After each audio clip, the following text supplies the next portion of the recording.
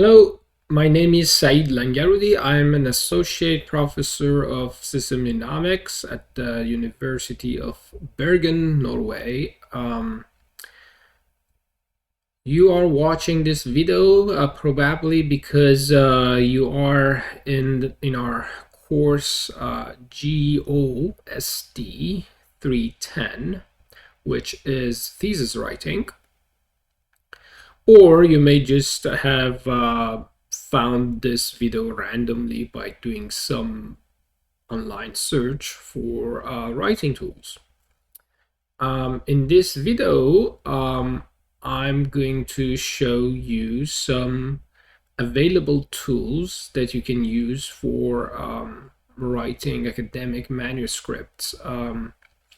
And these include tools for writing, visualization, and citation management.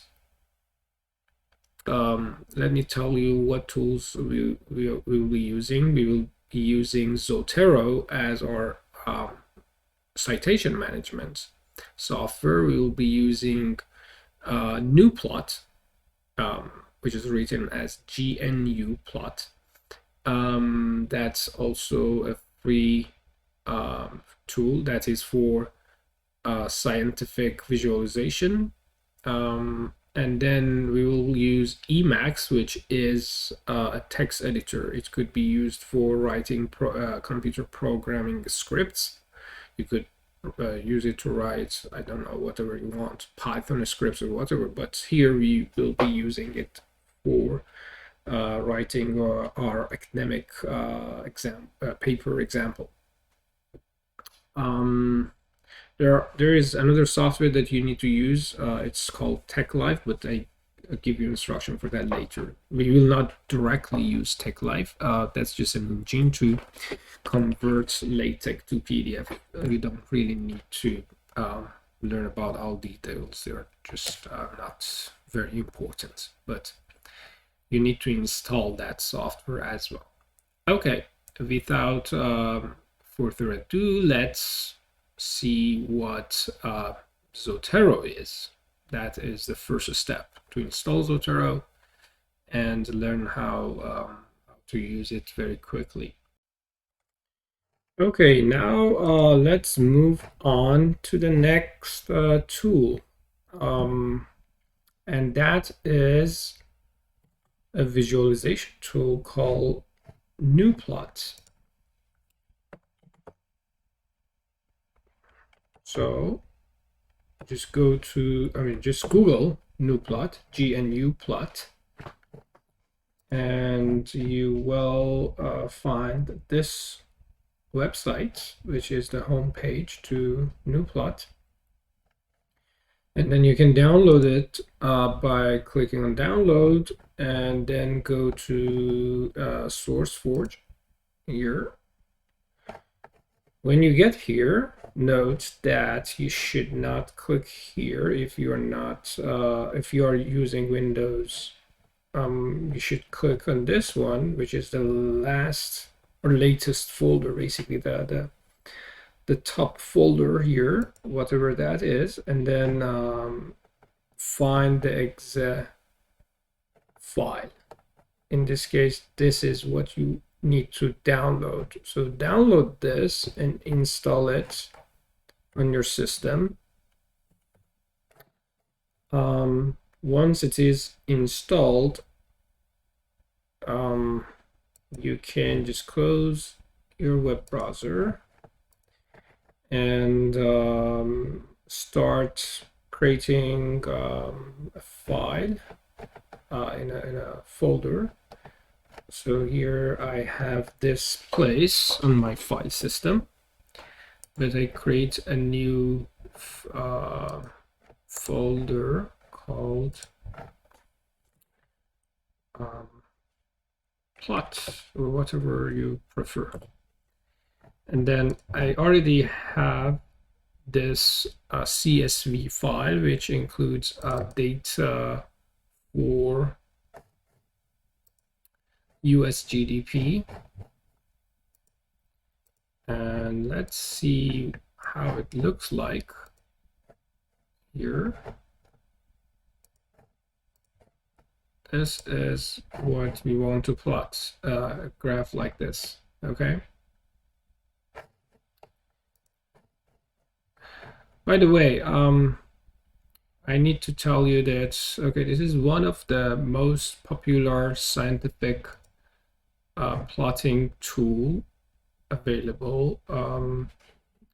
Mainly because, first of all, it is free, it is very simple to use, it is very light weight, and then it can export your figures to any format you want, and it gives you, you know, this reproducibility that, you know, you can recreate any figure and, you know, replicate them in different ways. And if, for instance, if you want to create 10 different figures, the exact same feature with different data, it is very easy to do that here. But you can, of course, do all these things using other programming tools like Python or R. R is very popular, especially much more popular than any other tool, I think. Here, I mean, in terms of reproducibility. But there are lots of, you know, tutorials on R, so I decided not to, you know, replicate that here. I'm giving you this tool as an alternative because I thought that you probably may not have heard about this. But other than that, in my view, it is much simpler than R.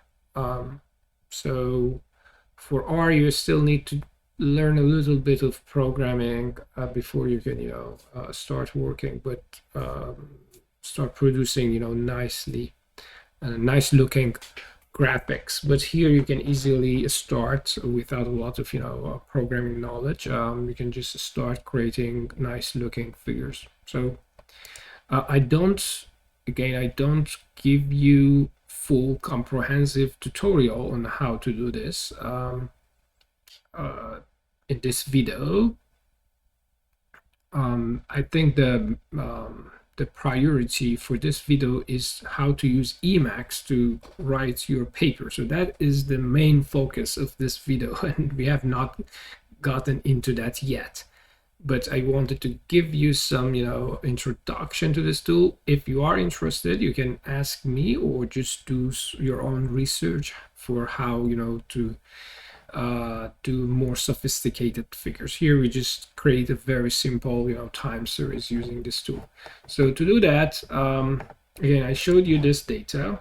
Let me put this data into this folder. So this is our root folder. It is important that, you know, all your files are in the same place so it is easy for them to communicate. I create a plot. I call this GDP, and the file type, note that should be PLT. If you are working on Windows, note that it should be PLT, but I could also use for short P, but that is for Linux. I think it also works in Windows, but I have this, you know, text editor that's highlight Gnuplot syntaxes. So that is, for me, I mean, for me, it is easier to work here in Emacs, but with this file type. So I'm using P as the file type here. But if you're working in Windows, make sure it is PLT. Okay. Anyway, I created this and I opened this file here in a text editor. The first line you need to write is to tell the program to be able to read CSV file. Note that our data is in CSV. So here in this one, you need to set data file separator is a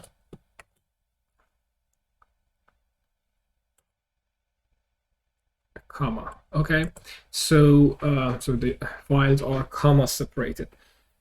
Note that you don't really need to memorize these syntaxes. If you create one, template for yourself, you can always use the same template over and over. So you don't really need to memorize anything.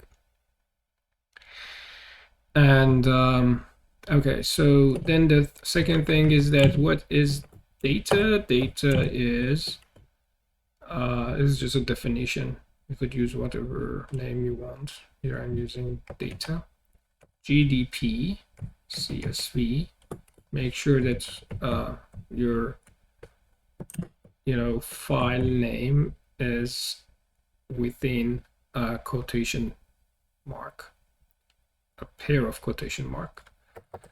And yeah, that is your data. And then to plot this, it is sufficient to just say that plot data using column 1 and 2.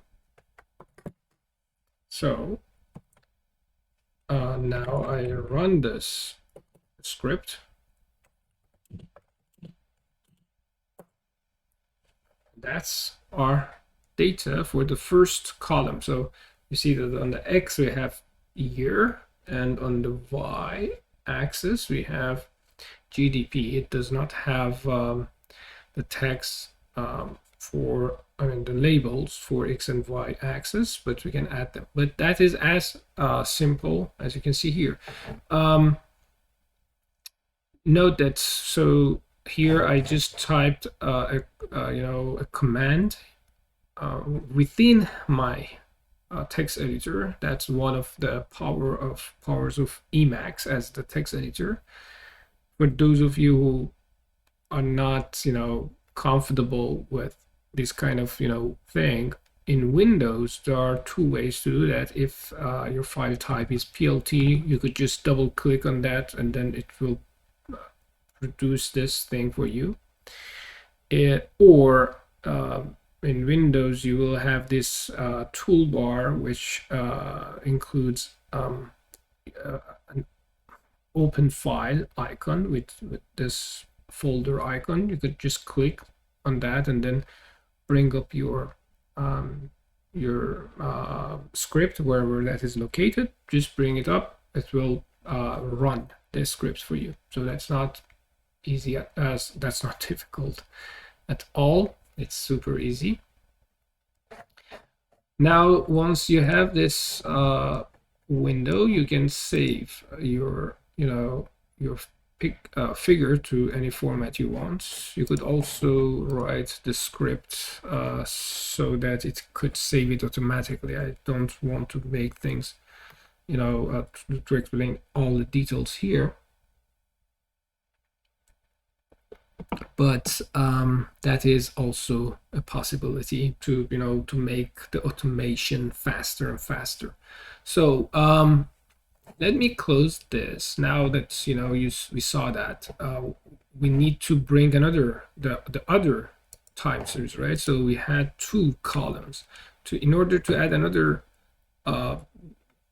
data to this plot, you could the other time series to the plot, you could just use this one, comma, backslash, and then on the second line you could write data using this time the first column and the third column.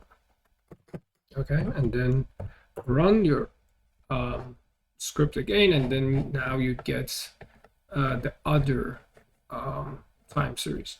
Now there are lots of different options to make this one look better. For instance, here you saw that all the data were in points, but what if we want lines or lines and points? So if you want only lines, you could say that with lines.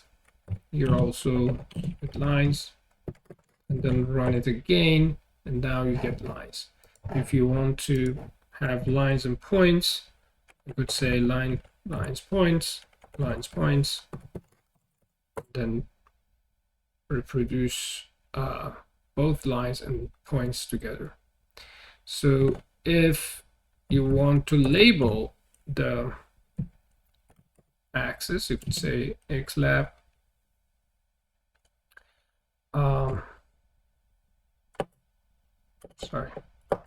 set xlab, and then the x label would be time, right? Something like this, and then set y, lab. Okay, lab, and then this could be GDP. I think it's in terms of US dollars. I don't really remember what the data is. I think it's US GDP, but anyway.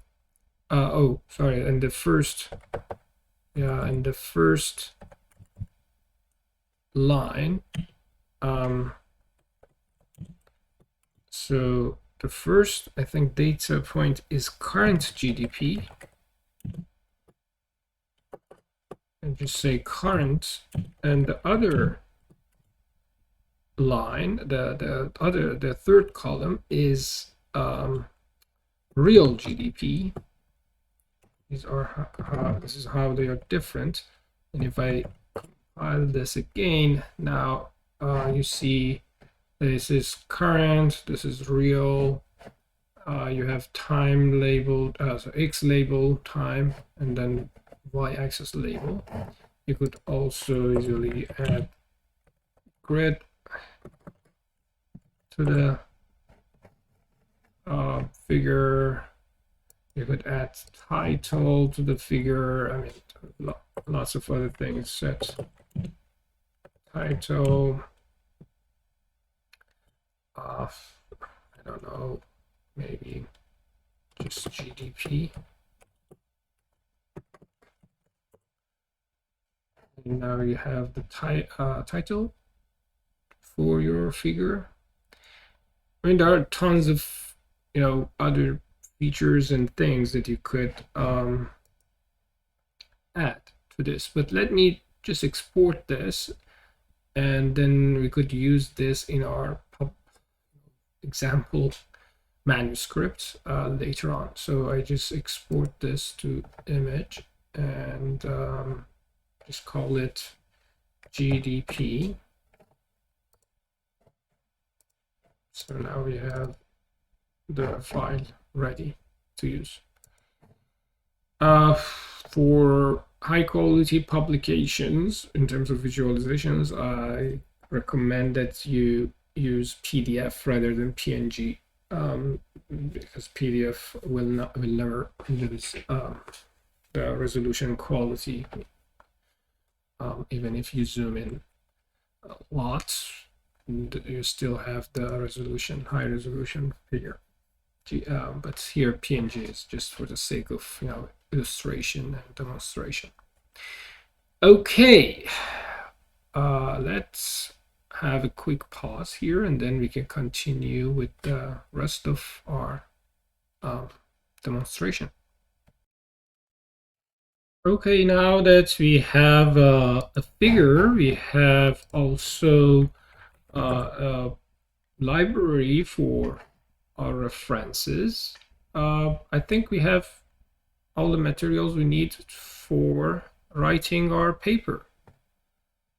So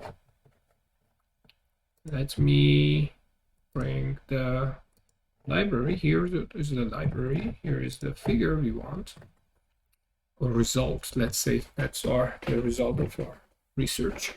Now, how do we actually write the manuscript? What tool should we use? The tool I use is, I would like to introduce to you, is Emacs. Just type emacs.org, and this is what pops up. And you can install it on different systems. Unfortunately, I'm not really familiar with Mac OS, so I think you need to try it on your own. and hopefully there will be some people who successfully do this on Mac, and they can comment on this video or share information with me if they have any difficulties installing the software, using it. Please share that with me, and then maybe over time we can make a repository of questions and answers. Okay, but and I'm sorry, I assume that those people who are using Linux know how to navigate through all these software. So it's actually very easy to install these software and use them on Linux, because they are designed mainly for Linux users. So for instance, to install Zotero on Linux, just open your software manager and then search for Zotero. There is a package here that you can install. Zotero. For the other one, Gnuplot, you could also search for Gnuplot, and you will get this one, and you can install it. It's easy. And then for the last one, of course, Emacs is available on the packages. You could just search for it and then install it here. So I think Linux users are fortunate to have all these software ready to go in their software manager. But for Windows users, you should click here on the main page, and then I think you need to click, I think it is best if you click on the main GNU FTP server, and then here click on the last folder. At the moment, currently 28 is the latest version. I don't know which version will be available when you are watching this video and trying it, but click on the latest version and then search for an exe file. In this case, it is located here. You see, and then if you click on that, it will start downloading. Once it is downloaded, just click on it, and then it will be installed in your system. Okay. And okay, once it is ready to use, go to the folder where you want to create your manuscript. Let's say that we want to create our manuscript in this directory. I create a new folder, okay, and then call this paper version 1. Let's call it paper. And then just go inside that folder and then create a new empty document and call it again paper. I mean, Windows users could just create a new empty text file. If you do that, you'll get something like this. Okay. Make sure that you delete that file type. Instead type org. Okay. I think I'm not on Windows now, but you need to also make sure that file extensions are visible on Windows. So you need to go to view menu, I think, and then there will be some checkbox where you could say that, file extensions are not hidden. I don't really remember exactly how it is said or written there, but there should be some options like this that you could make it make the file extension visible. That is important to to be able to see file extension and change that to org. That's critical. Okay, once it is created, then you could open it using Emacs.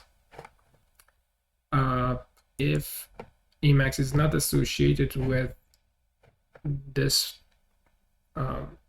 file type, you may not see it here in this menu. So if that's not the case, just open Emacs and then click open, and you will see that. If I open Emacs, you'll notice that my Emacs does not have any toolbar or menu, and that was intentional. I just deleted everything so that there is minimum distraction. Let me very quickly remove that setting so that you will then we will have the same or almost similar experience also here. So you'll see, let me see, okay, here Emacs, and no, it should be here, I think here. Okay, I cut it and paste it somewhere else. Maybe I put it under document so that I can bring it back later. Okay.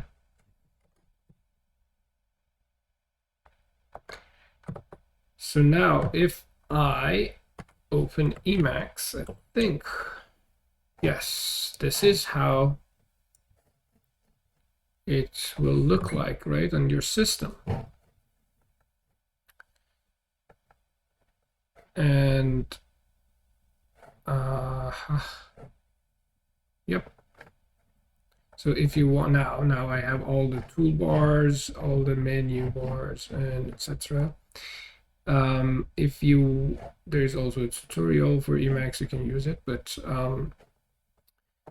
if you want to open the file, you could just click here and then find your file and then open it.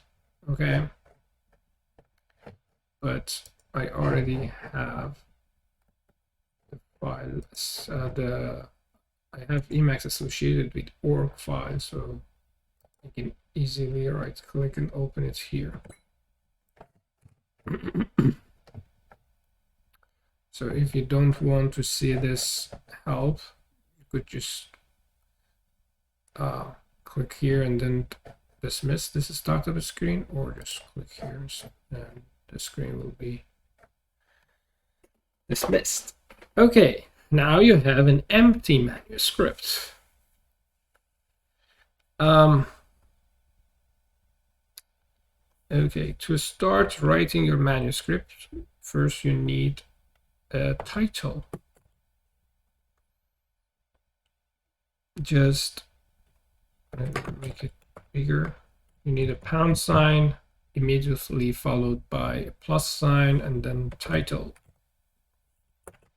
And then but just write a title.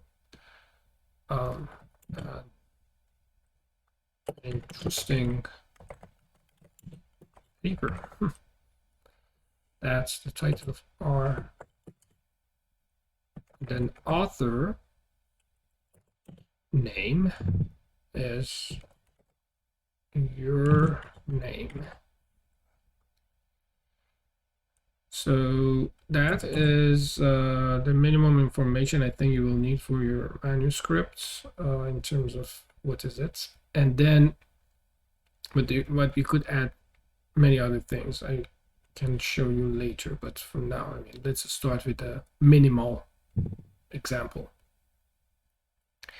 Then probably you need an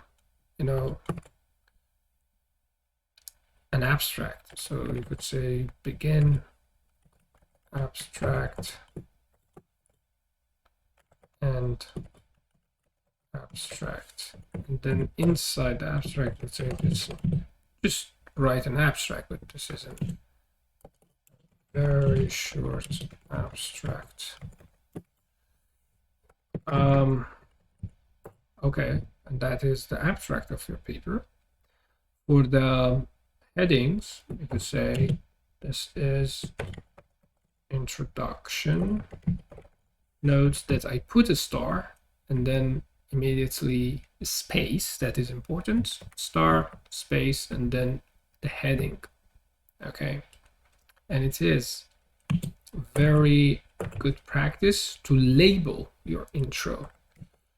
Label is basically a name that helps you to cross-reference. So I could just give it a label, and that is an arbitrary label. I could write anything I wanted here, but something that is directly related to the heading so you can remember what that is. So I said this is a section, and that section is intro. Okay, I can explain this later, why you need a label. That is for cross-referencing for sure, but I can show you how. And then you can write something here. This paper is about how to use Emacs to write, academic manuscript. And now you see that the software is not wrapping text for you. To be able to wrap the text, just click on options, line wrapping, and then visual line mode. And now if I do this, you see, if I go back to the beginning of the line, now the text is wrapped for me. It is a good practice when you are writing in Emacs or in this environment to start a sentence at the beginning of the line. So whenever a line is finished, just go to the next line and start the next sentence. So let me write another sentence here. We will see how to use different tools in Emacs to improve our productivity in writing reports. Okay, save it. And okay, so note that we moved to a second line, but if I compile this text now, the sentences will appear after each other, not in separate lines, in different lines. That is helpful because it helps us to easily find the beginning of a sentence. If you want to create a paragraph, a new paragraph, then you need to have an empty line. So here, this will be a new paragraph. Okay. And here, follow-up sentence. Okay.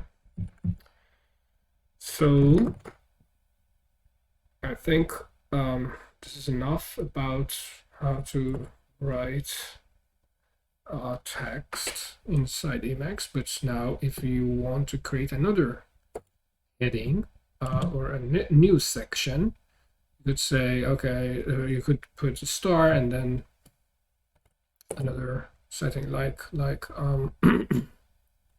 background. Okay. And then again, to create a label for this stands for section, and then background. Now this is a label for this section. Now this section describes the background, the issue. Now, to create a subheading, it is as easy as putting 2 stars. So you said that, okay, this is a theoretical background. And then here you could say that, okay, here describe theories related to academic writing. Okay. And if you want to have a subheading, then 3 stars. If you want to go deeper than that, 4 stars, 5 stars.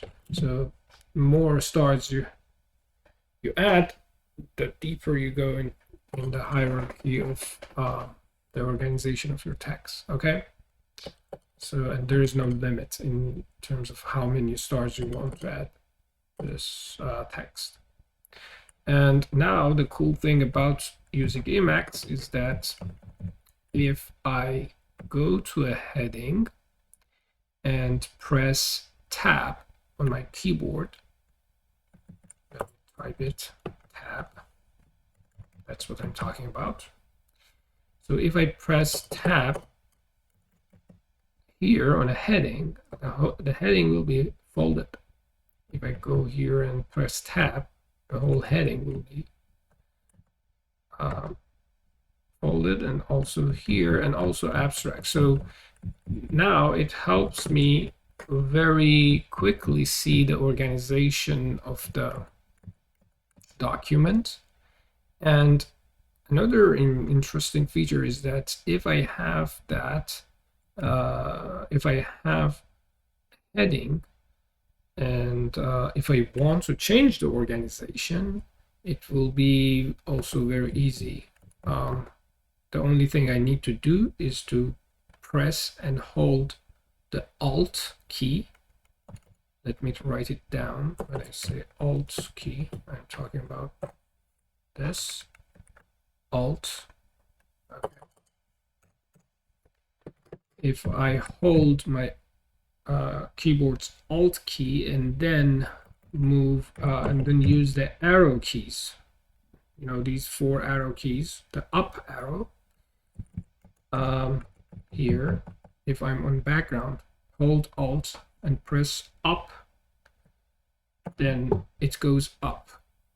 If I hold Alt and then press down, it goes down. So, and then the whole, you know, thing inside that section also moves. So it becomes very handy when you want to change the organization of your manuscripts, especially if it is very big. Instead of, you know, cutting and pasting things, you could just move things around directly inside Emacs. Okay. So now you have introduction. Let's make a results section also, and then conclusion, and then that's it. I mean, I will talk about bibliography later, but result, let's also make a label for result or not. I mean, I can show you the example with these labels. We don't need to create labels for everything at the moment, but it is a good practice to have all sections labeled. Let me show you actually one example here. So for instance, if you want to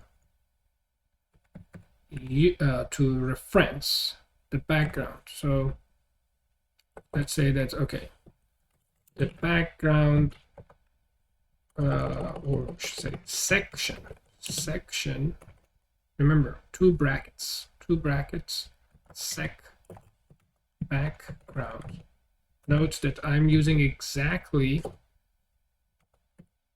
the same,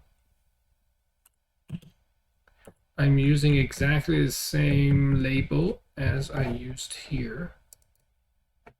Okay, so the name should be exactly the same, and also the syntax. Remember, open 2 brackets without any space, section or sec, column, background, and close brackets, 2 brackets, 1 bracket and 2 brackets. When you press the second, enter the second bracket, Emacs automatically turns this into a hyperlink. And if I click on that, it takes me actually to here. Note that the cursor jumps. If I click here, the cursor jumps from here to here. See? But that is not only inside Emacs. If I export this, you will see how this will turn into the section number. So section, the label of that section, explains the background problem. Okay, now I think without spending a lot of time completing this template, let's just export this and see how it works. I will explain how you export this manuscript later, so you don't need to try it now. But let's just very quickly see how the export things work. So I call this export menu. I will explain this later, so be patient. And then I have lots of options. I can export everything to HTML. I can export things to LaTeX and then to PDF. I can export this to ODT, which is open. I don't really know what ODT stands for. Let's do a quick search. What is ODT?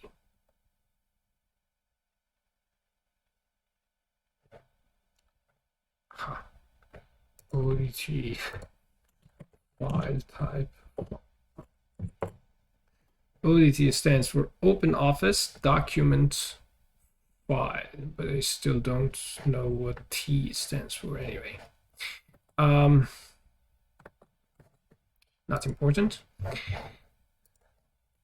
Okay, so now I can export to that, and then which is a file type that could be opened by any any Office program like Microsoft Office or Open Office or whatever.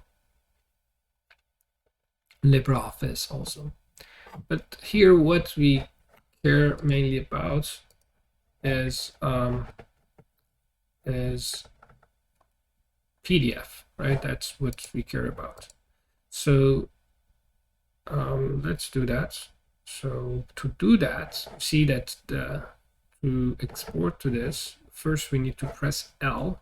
So I press L, it was in red, but now that when I press L, the color code changes here to these things. So if I press P, now everything will be published to PDF. So I did that, and now you see that there's some thing going on the in my file system, and now the PDF is created here.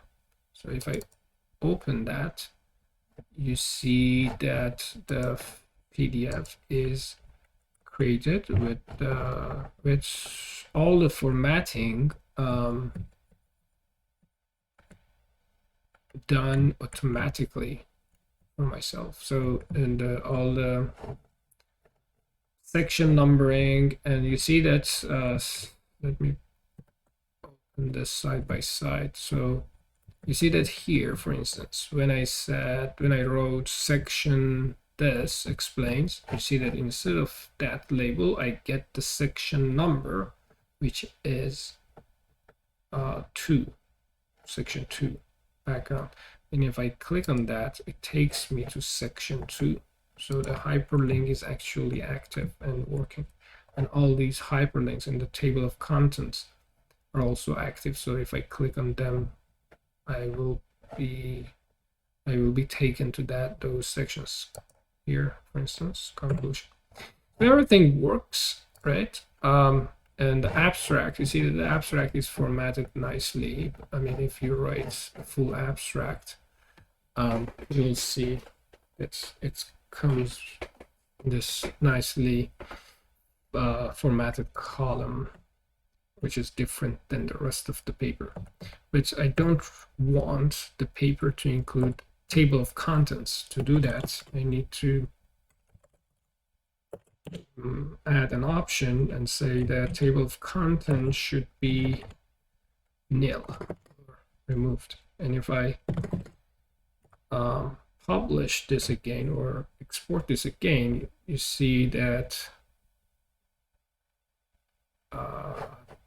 okay, it is not working for some reason.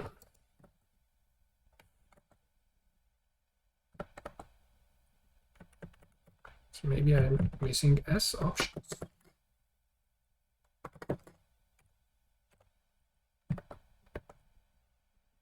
Okay, it should have been options, not option. Okay, table of content is removed.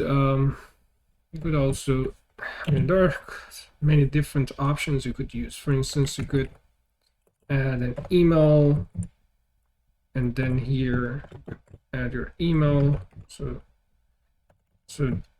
here I'm saying email should be T. T stands for true, so it should be on.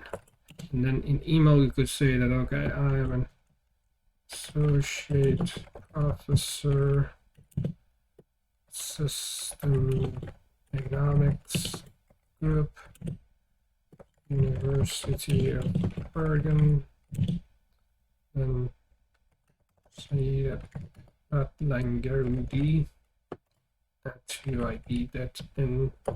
Oh, so if I export this now, see that it adds all this description as a footnote for me here. If you want to add a subtitle,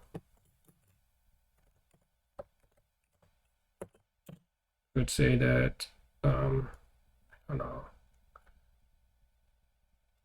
using Emacs,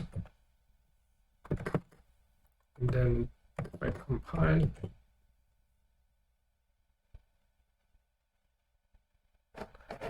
sorry, I think I made a mistake here. Okay, now you see that there is a subtitle added to my main title.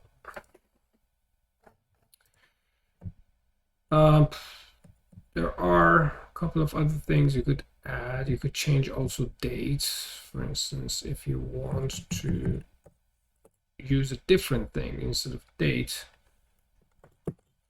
you could use date, I don't know, something.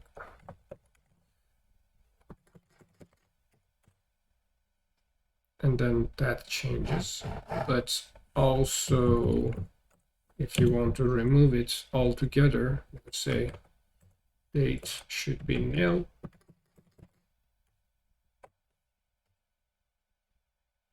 And you see that the date is totally removed. Okay, now we have some basics of this whole thing, but how can you do this exportation or conversion that I was showing you? To do that in Windows, or I mean any software, any operating system, you need to install LaTex on your system. So for Linux users, I think if you're a Linux user, you probably know how to install that, but just should be to make sure. You need to install, I mean, there are a couple of different packages that you can use as the engine for LaTeX, but I use TechLive, and I use this one, this package TechLive full. Make sure that you install the full version. again, for Linux users, it's very easy. You could just search it in your software manager and then install that. But then for Windows users, I think you need to just search for TechLive. It was also installed on Windows. If I click on that, then there is, or if you go to the home page, install on Windows, and then here, just click on this guy, and then follow the instructions. But make sure, I mean, at some point in the installation dialog, you will see an option to install the full package. Make sure that you select the full package. All the packages have to be installed in your system, otherwise you will always get this annoying question that, oh, do you want to install this package or that package? Most of these packages will be used, so it's good to install all of them at once, so you're not bothered with these small details. So just install that on your system, and once it is installed, then you can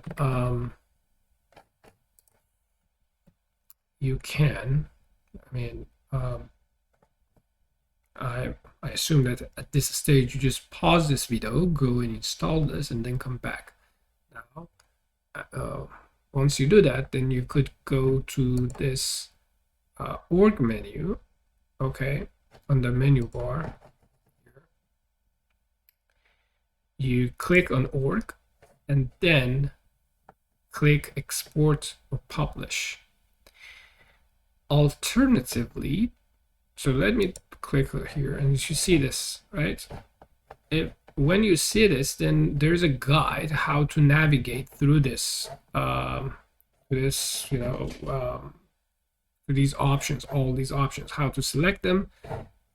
Just follow the red color. I mean, it is, or a highlighted color, or bold one, the one that is highlighted here. It is with red color. If you change the interface of Emacs, it might be a different color.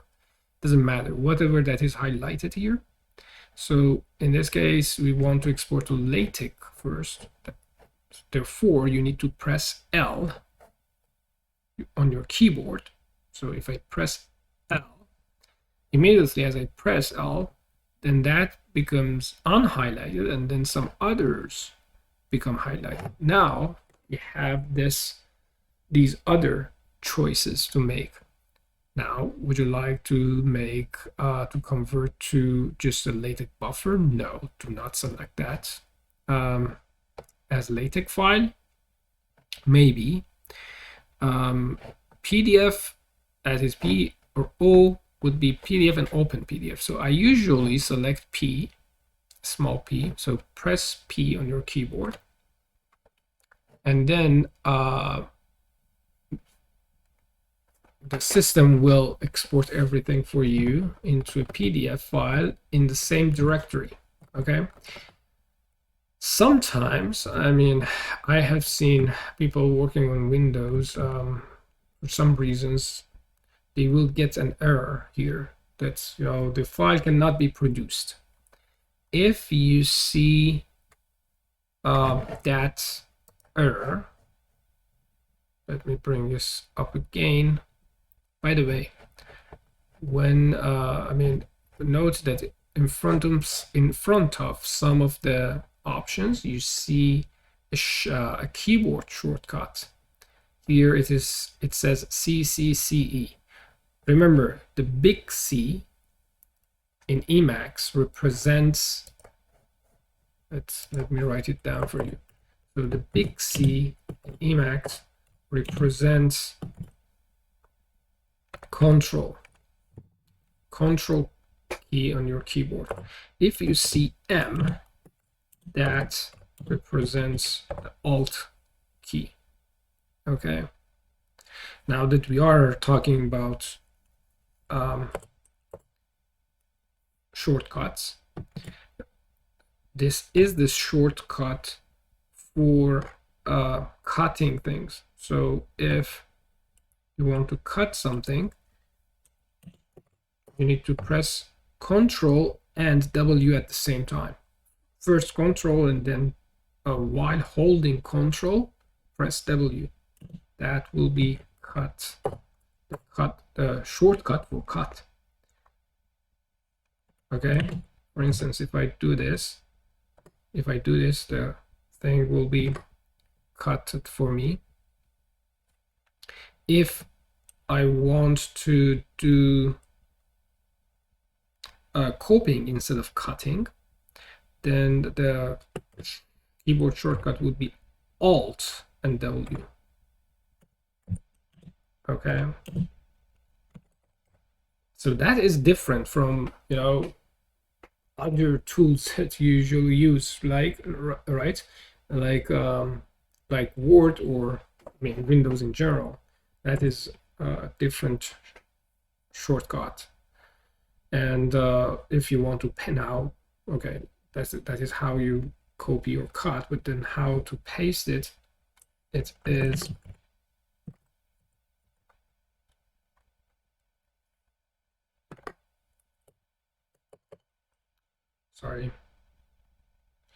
Control Y. That is paste.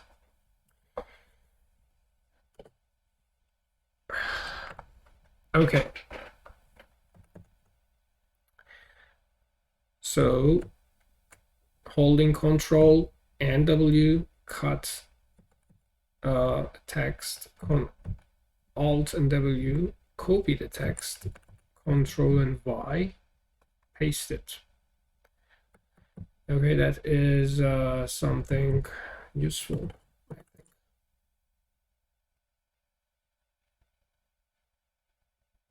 By the way, the thing that I told you about moving around headings, if you are in a sentence, that also works, but you need to also hold Shift. So if you move your cursor on a sentence and then do Alt plus Shift plus arrow key, up arrow, then it moves the sentence up. I should say just arrow key, because you might also want to bring it down. So that's also another, you know, very useful feature in Emacs.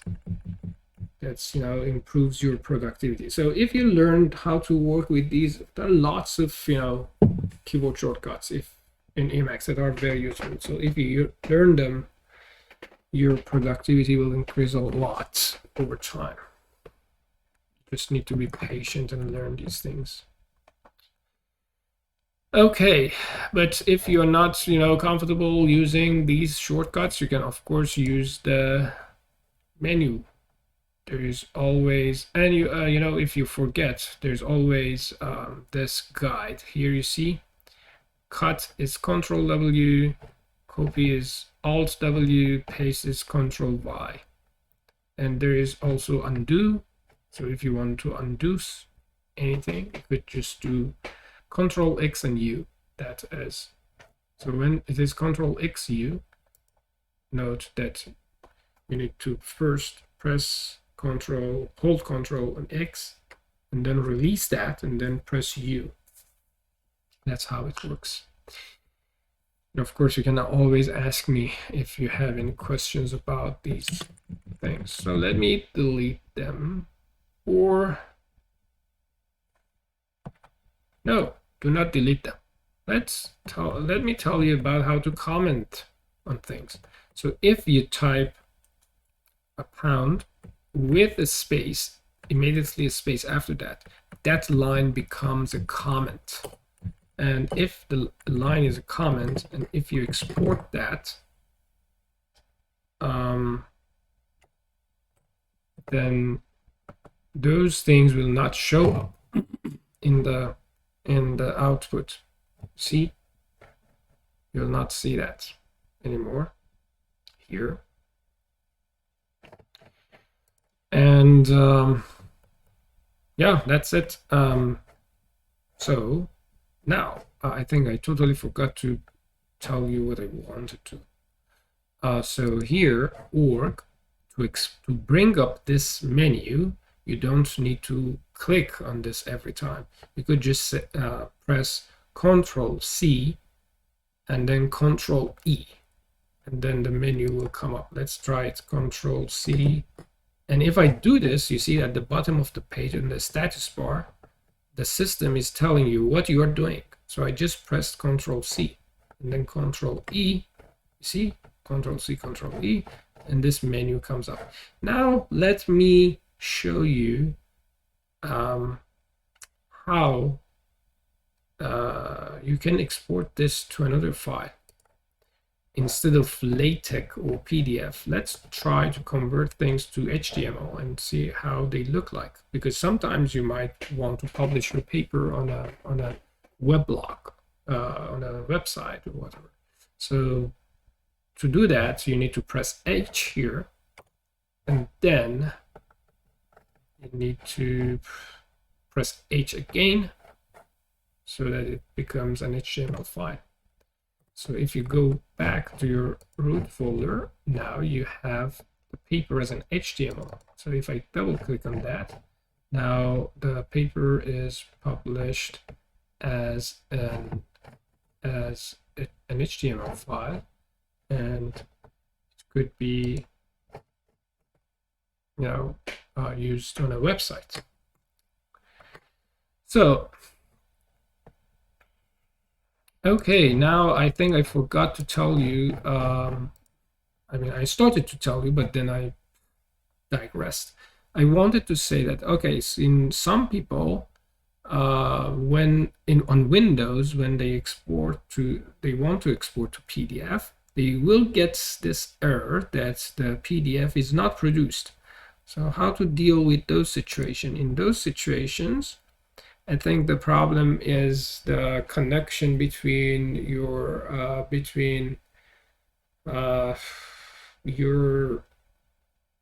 LaTeX compiler. In this case, it's TeXlive, or if you are using Mic.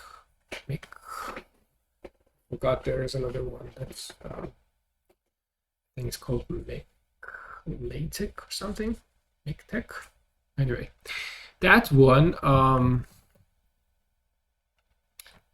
Probably there is some broken links here between the tools, but that's fine because you can just easily convert here. First, bring this conversion dialog up, and then you first press L to export to LaTeX.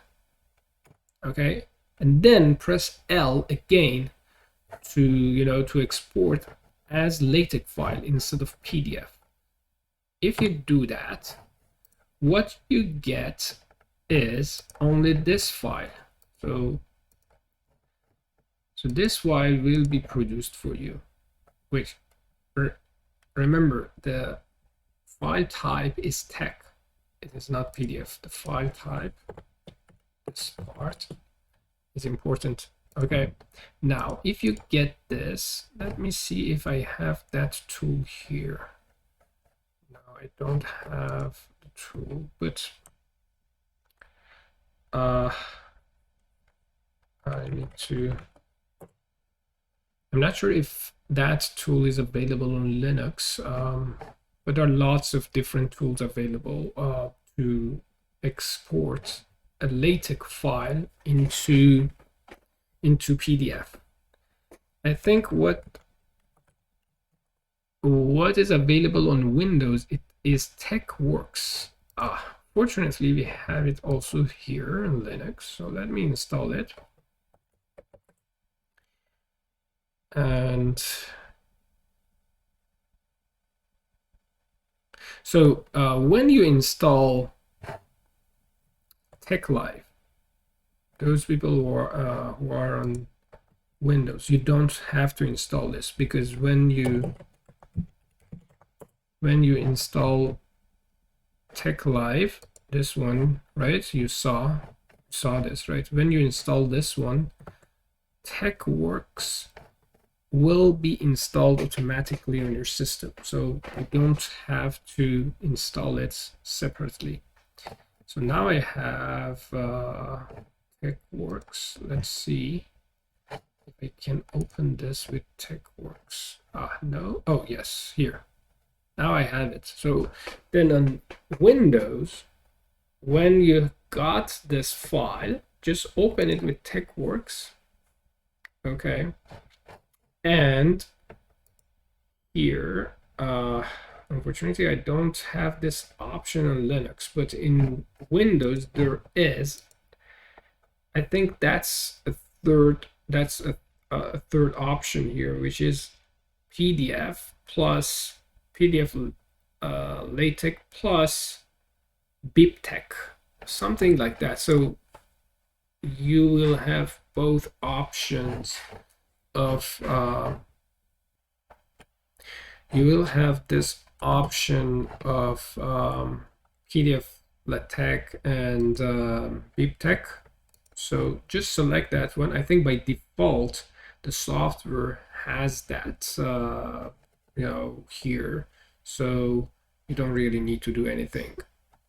So if that's the case, then just press this green button, and if you do that,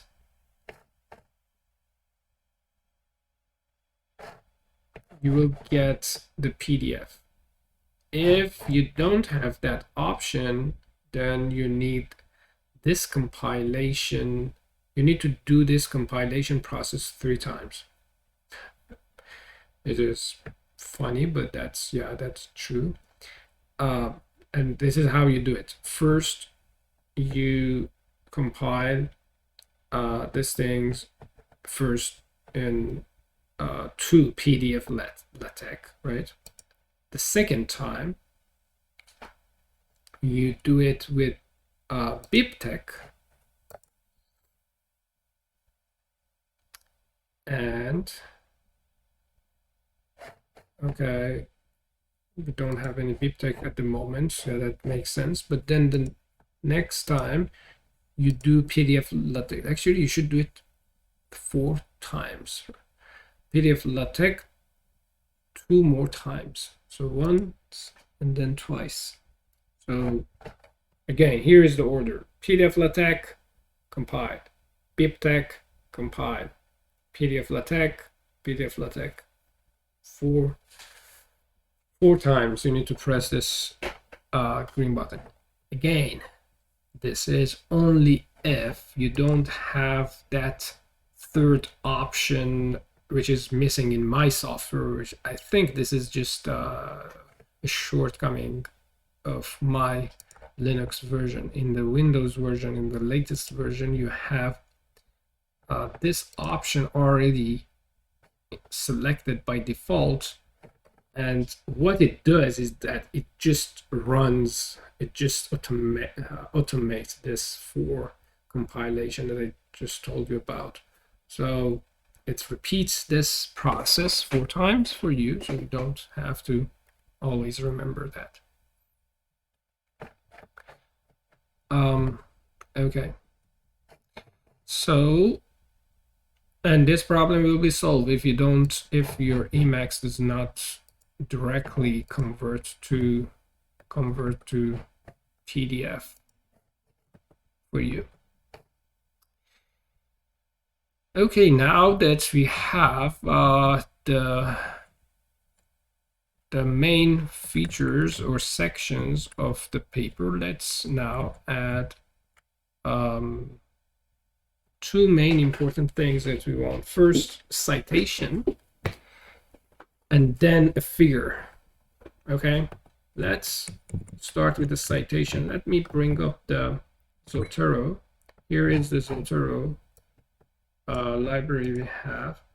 Let me cite Friedman here. I mean, sentence does not need to make any sense. But let me just add citation. Before that, I need to add this package.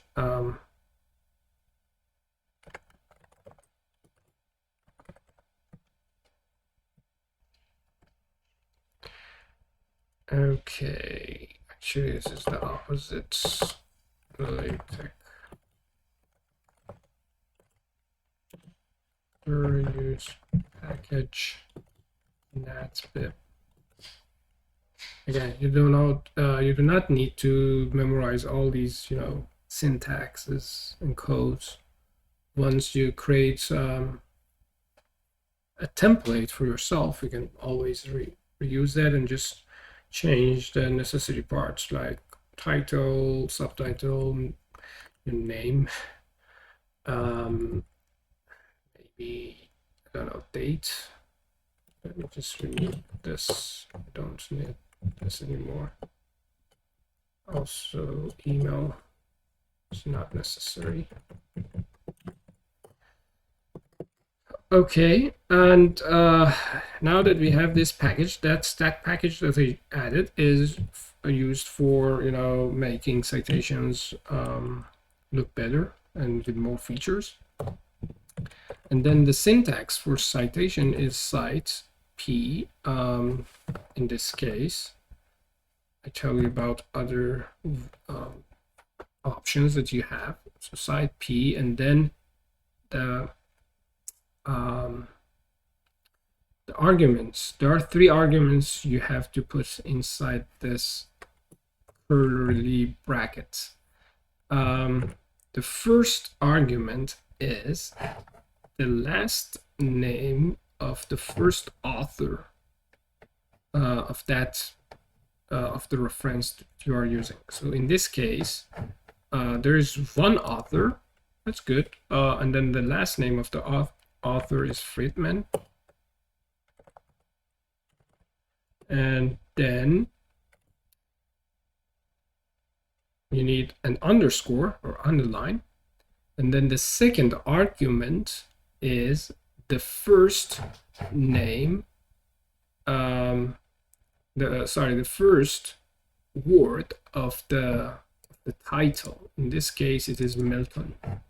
Okay, and then Milton, and then the last argument of the title is the year, publication year. In this case, it is 2010.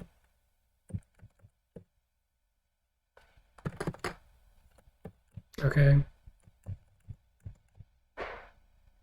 So now we have this, but let me show you another way. So this one is used when you want to use parenthetical citation. So you explain something, name goes into parentheses. But what if you want to say something like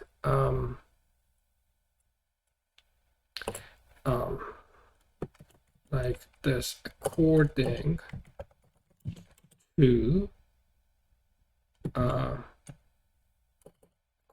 to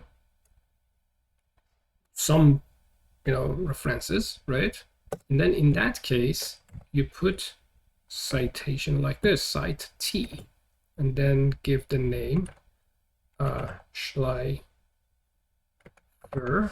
That's, I'm now using the second one, so the last name of the first author, Schleifer, underline the first word of this the title. But notice that it is a good example, because now you do not type there, which is an article. You need to use this next, the actual noun, which is age, and then the year of the publication, which is 2009.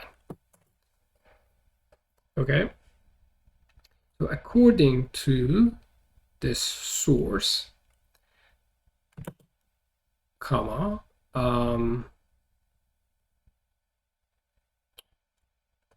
then something, I don't know, It is hard to climb mountain. Very meaningful. Okay, and then how to make this citation appear in our publication, in our manuscript. We need to add this bibliography style. We use Chicago, and then bibliography. So now we need to give it to export our bibliography to something and then give the name of that. So let's do that.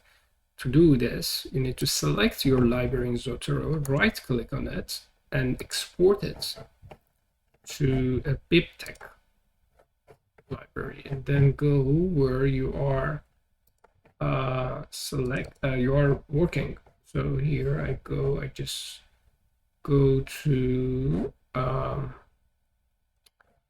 lots of things here. Sort by name, then go to this one, then tools, and then paper. Okay, now I am where I should be, and then I save this. Okay, and then here I just give the name of the library, GOSD 310.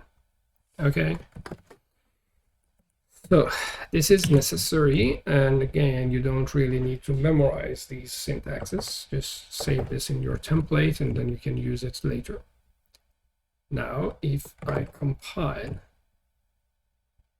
this, remember that if you are using Windows, you need to compile first to LaTeX and then use the other tool to export it. But here I don't have to do that. So now it is interesting. It gives me an error, if not error, a warning here down here that there is a citation that is undefined.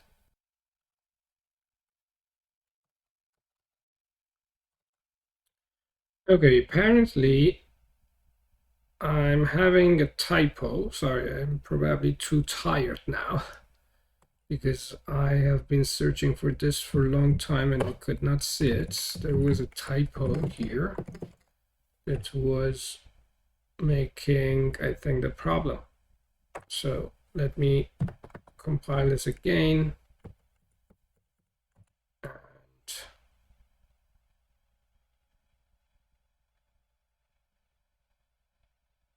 Okay, so I need to use this one now.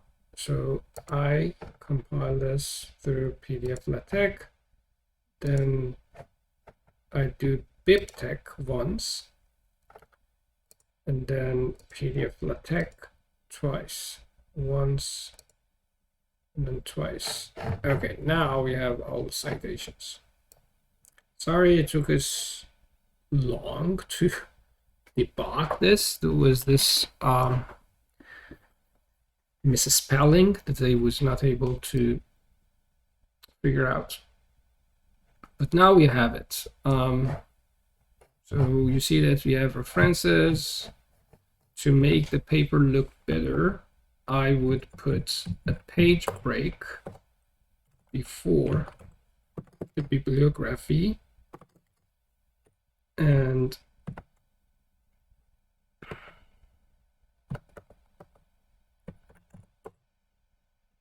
paper, I think, looks better now. References appear on a second page. And you see that we are now using Chicago bibliography style, but if, close this, but if I use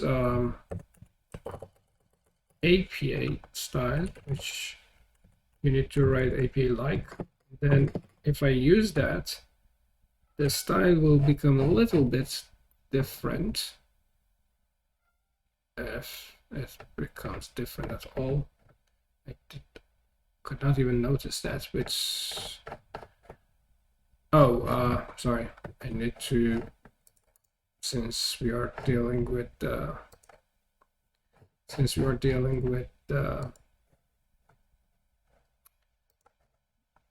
bibliography, I need to compile bibliography first and then compile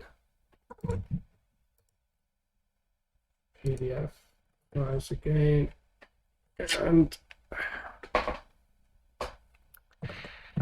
And if we go to bibliography, bibliography has changed at all. So let me do bibliography compilation once more. Now it has changed. Okay. So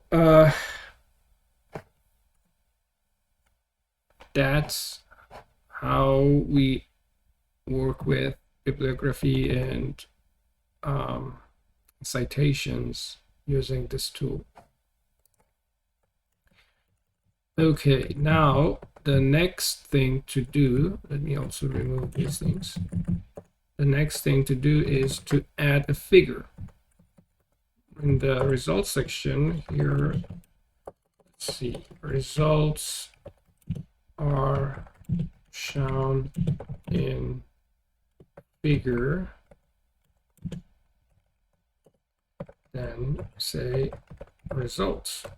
And now notice that I'm using a format similar to the cross-referencing for sections, but here, so that's how you label things, right? And give names, cross-referencing. So 2 brackets, and then I use this name. Again, this is a label. I could use whatever label I want, but then labels need to be consistent in terms of use. So I need, when I create a figure, I need to make sure that the name or label is exactly as what I'm using. Here in this case it is fig column result. Okay, and then I can give it a caption.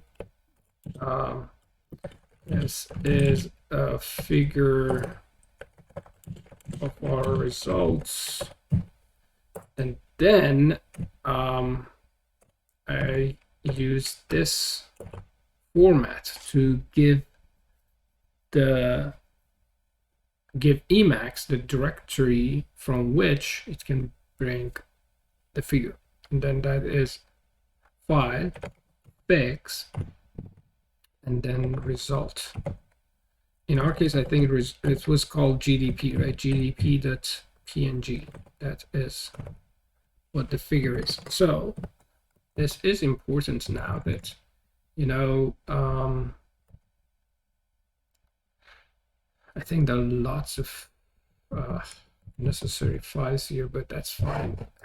Make sure in the same directory as your org file. So this is your org file. In the same directory, you need to create a new folder and call that fix, or whatever you call it. But whatever you call it here, that should be also the same here. So note that fix here, fix there.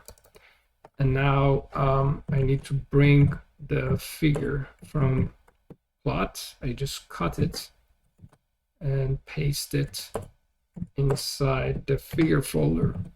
So again, remember, I created this figure. Inside the figure, I have a file that is called gdp.png. You see fix/gdp.png. Okay. Now, if I compile this, I should be able to see my figure with the name and caption, and it is also cross-referenced. So if I click on that one, it takes me here. So you see that everything is working now. We have a figure, we have citation now. You could also add a table, and tables are also easy. other results are reported in table, and then again give table a name, table result, and same thing. So here name will be again exactly as what you are using in the paper, result, and then caption the rest of the results, and then here the table uses this format. So vertical line, immediately after that you need it minus, okay, dash, and then go to the next line, again vertical line, now space, and you could have a header, I don't know, maybe simulation or run, let's say run number, and then again vertical line. Note that space is important between these things, space, and then say that you could say that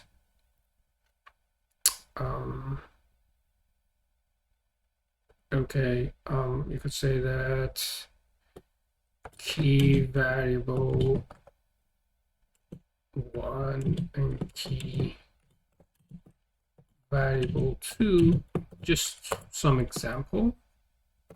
Again, dash, I can tell you what dashes are, so vertical line dash, and if I press tab on any of these things, you see that the table is completed. So if you make vertical line dash, it means a vertical line, and the rest of the things Emacs does it itself automatically. Just press tab, it creates the table for you.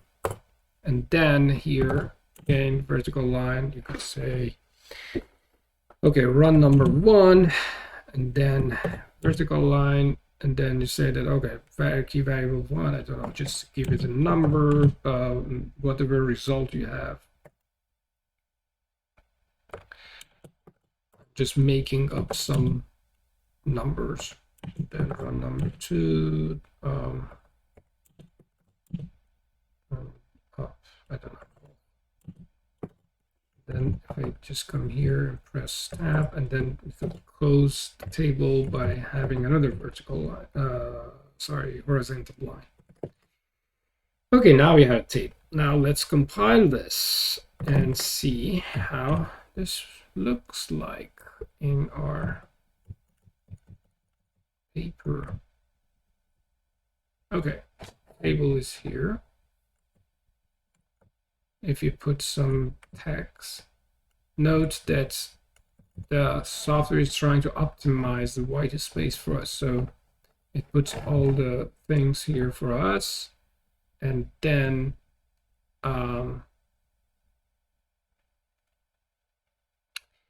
you know, tables goes to the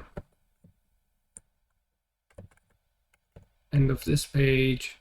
But if you populate this with text, everything will look much better. Okay, now now that we have a table and we have a figure, we could also, we also have a citation. You could also have some equations. So let us define some equations.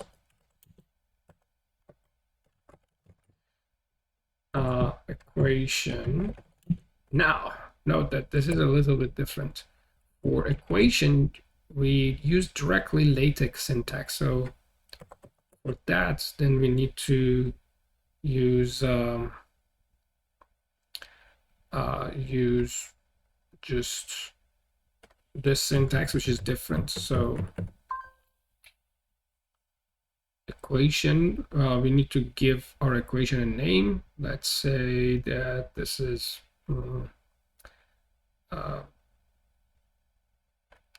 funny. That's our equation. Our equation funny explains how fun it is to write a paper. And then to create equation, you need this syntax: begin, gather, and end, gather. Inside this environment, you can write your equation. So you can say that, okay, y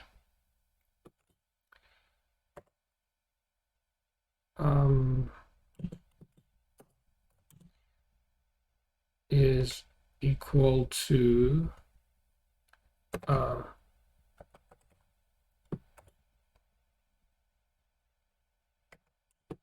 x. I mean, this is a very basic equation, and then you could just give this a label, and the label should be exactly equal to the reference that you are using. So equation funny. And then if you want to use two equations, then I mean 2 lines, you want to have more than 1 line, then you need to have 2 backslashes and then go to the next lines, and then y, that was y1, this is y2, equal to, I don't know, x to the power of 3 plus I don't know, maybe 2. And then this one has a different label, and then you could give it a different label. You could say this is sad. Equation sad is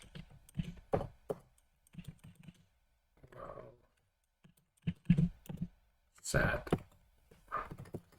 Now, if we compile this,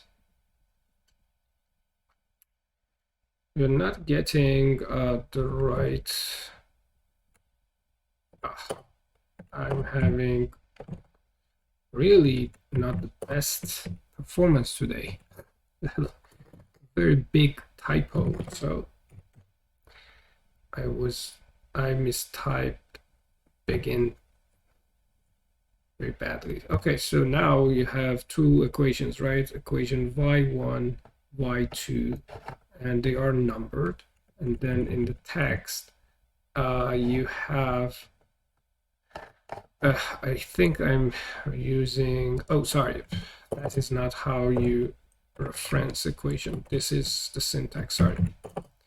The syntax for equation cross-referencing is like this, like that. So, okay. Okay, now we got the equation. So equation 1 explains this, equation 2 is sad, right? And then now you have equation 1 and 2. Okay, so this is how you do equations. So what else? The other thing we need, sometimes, I mean, many journals actually discourage you to use footnotes, but sometimes they are useful. I also personally try to minimize use of footnotes, but I mean, sometimes they are good. So let's see how you can create a footnote. To create a footnote, you just need 1 bracket, and then it starts with FN, footnote, and then write a footnote. So this is about reports. Let's say it is about a footnote about reports. So that's how you give it a name, right? This is a label. But note, this is 1 bracket, not 2 brackets like figures and others. Then at the end of the end of the end of your paper, totally bottom of the paper, you need to create footnotes and then describe what the footnote is about. So report And then here you could say that this is a footnote about reports. Okay, and if I want to give another footnote, maybe in a different section, let's say, okay, this is another footnote about issue. And here, make sure that you have one blank space, blank line, sorry, and then write your other footnote. So footnote issue, and then here this is a footnote about issues. And now if we compile the paper,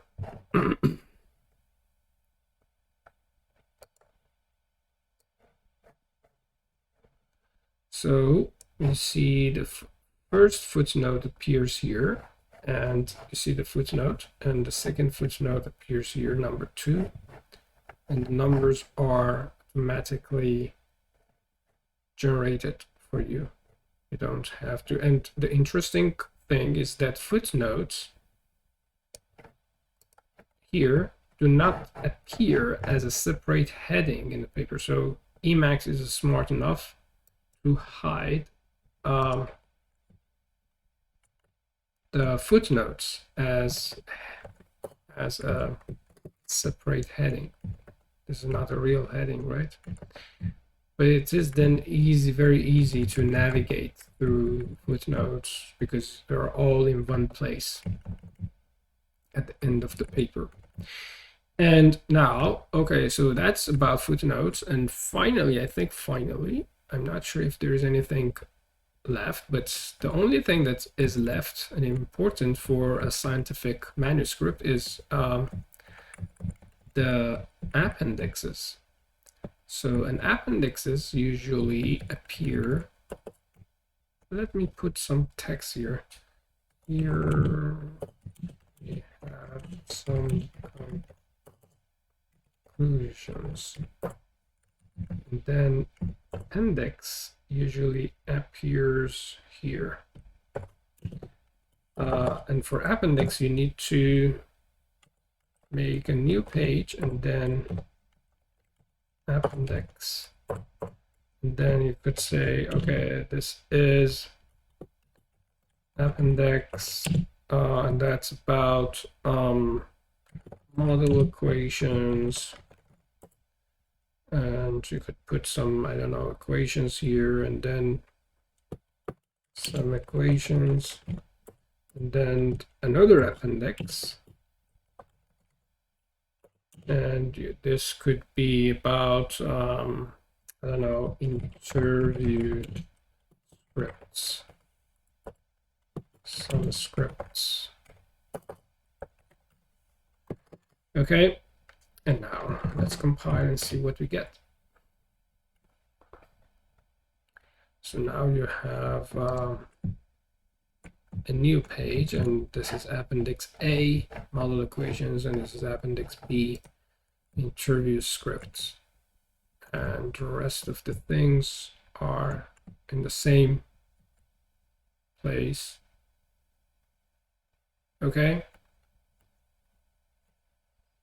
And I think that's all we wanted to talk about. Oh, I think I forgot only one thing, and that happened.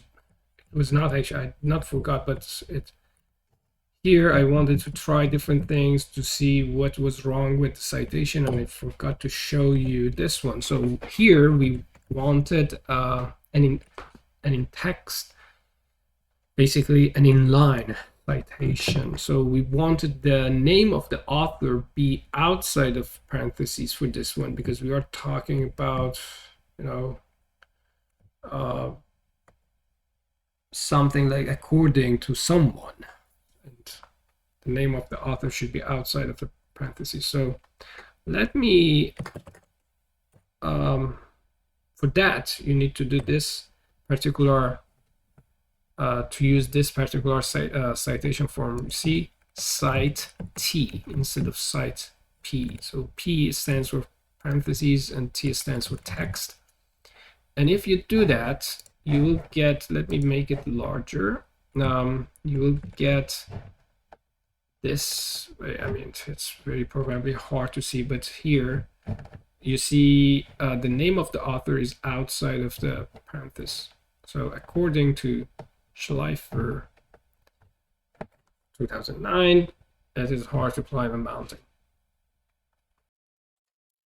One thing that I guess I forgot to mention, which is especially useful for master students and PhD students, whoever that needs to produce a large document, maybe large reports, thesis, and so on.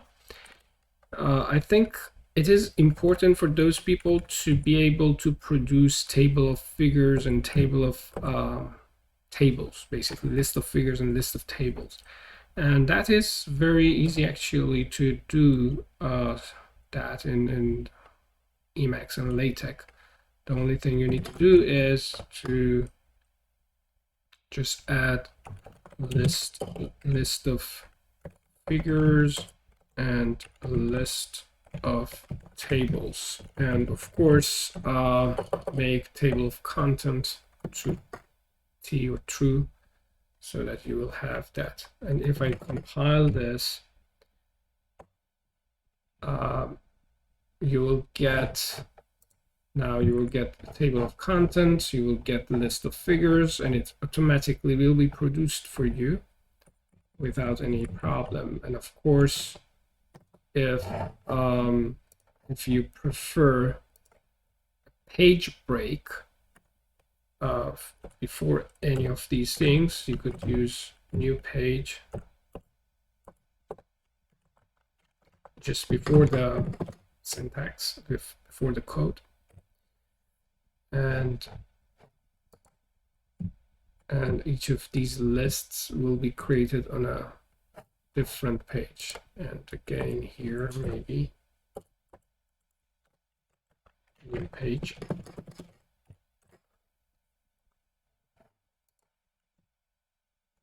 So now we have contents, we have list of tables, and then abstract, etc. So yeah, I think that's what you wanted. And I mean, at some point, if you don't want a feature temporarily, you could again easily just comment them out by adding pound and space at the beginning of each line, and then table of contents could become nil like this. Okay, and then file is produced for you again. Everything is good, I guess. Okay, thank you very much for your attention, for watching. Please leave your comments or questions in the comment section, or contact me directly. You have my email address, right? And I hope this has been useful. Thank you. Goodbye.